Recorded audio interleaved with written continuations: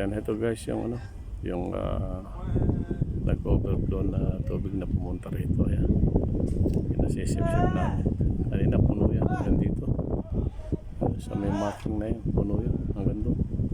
Sa may T50 na yun. Kaya yan, bababa na ngayon tubig. Napasip-sip na namin kanina umaga pa nag-umpisa mga 8 o'clock guys. Yan. So yung cellphone. Yan guys, sinisip-sip yan para dinidewatering namin. Napapun namin para yung tubig bumaba. Pero tagal pa, ang dami niya. Ang laki. Kung makita nyo yung gatla ng tubig yun, yung gaya yun sa itaas na yun, nasa pader.